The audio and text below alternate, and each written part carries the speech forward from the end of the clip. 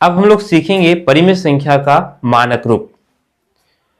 परिमेय संख्या का मानक रूप क्या लिखें? मानक रूप में परिमेय संख्या है। तो कहते एक परिमेय संख्या मानक रूप में व्यक्त की हुई कही जाती है यदि उसका हर, परिमेय संख्या का हर, यदि हर धनात्मक पूर्णांक हो। कुछ भी संख्या ले लेते हैं, मान के चलते 7/8 ले लिया, एक परिमेय संख्या है। तो ये जो परिमेय संख्या है ये, इसे हम मानक रूप में कहेंगे यदि इसका जो हर है, ऊपर वाला अंश और नीचे वाला हर, ये जो हर है धनात्मक संख्या हो।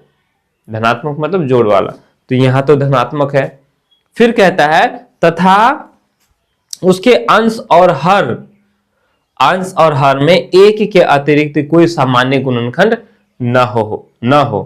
नहीं समझ में आया? कोई बात नहीं। अभी यहां इतना समझ लो कि ये जो हर है धनात्मक होना चाहिए, जोड़ वाला होना चाहिए। समझ में आ गया?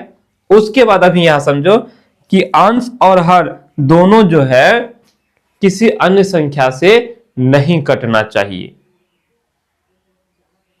जैसे ये 7 और 8, ये कोई किसी संख्या से कटेगा? नहीं कटेगा, केवल एक से कट सकता है ना? हम इसको ऐसे लिख सकते हैं 7 गुना 1 और 8 को हम लोग 8 गुना 1।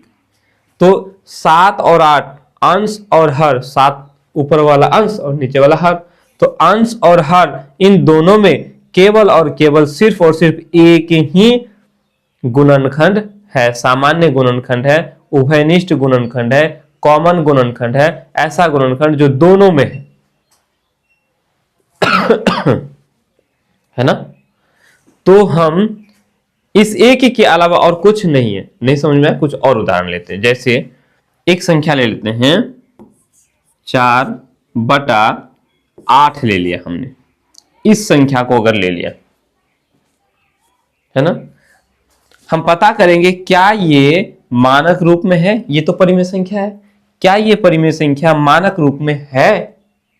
ये पता करना है। तो कैसे करेंगे? तो देखेंगे कि हर में धनात्मक है कि नहीं। तो 8 है तो 8 हमारा क्या है? धनात्मक संख्या है।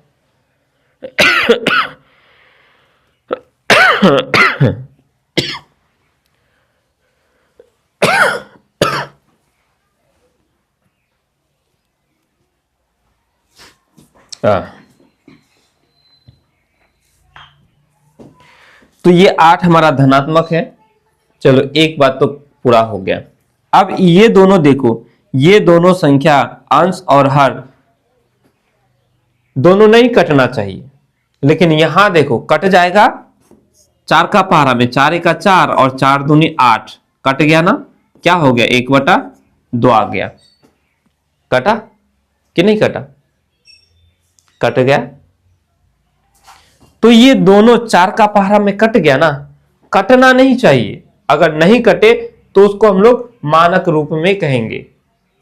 यानी ये 4/8 हमारा मानक रूप में नहीं है। परिमेय संख्या का ये मानक रूप नहीं कहलाएगा। ऐसा समझ? जैसे 18 हम कुछ ले लेते हैं 27 ले लेते हैं।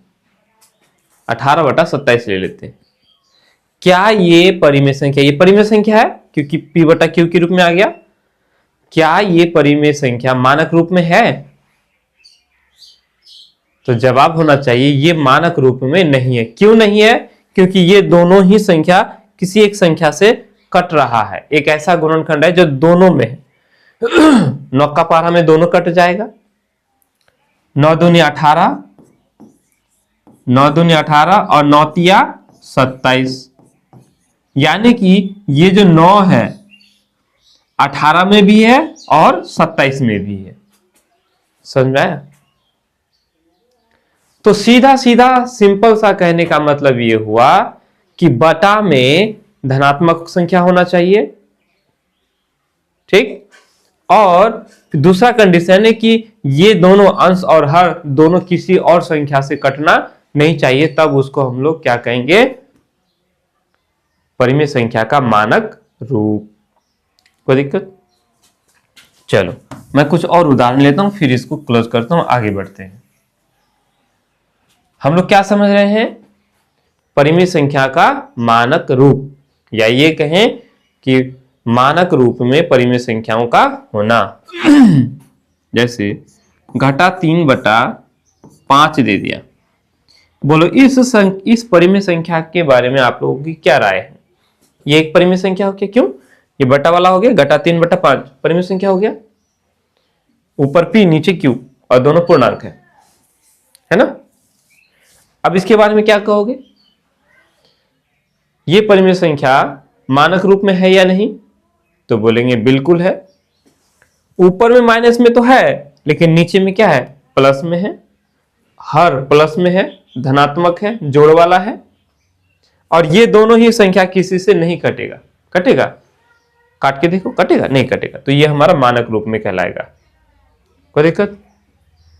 अगर यही ऐसा दे दें, आपसे पूछा जाए 2/3, बोलो ये भी एक परिमेय संख्या है। 2/3 परिमेय संख्या है ना, क्या ये मानक रूप में है? तो जवाब होना चाहिए ये जो परिमेय संख्या मानक रूप में नहीं है। क्यों नहीं है? क्योंकि हर जो है ऋणात्मक है। हर क्या है? ऋणात्मक है, घटा वाला। तो हर ऋणात्मक नहीं होना चाहिए, हर क्या होना चाहिए? धनात्मक होना चाहिए। तो ये हम लोगों का मानक रूप में नहीं है। हाँ, इसको हम मानक रूप में ला सकते हैं।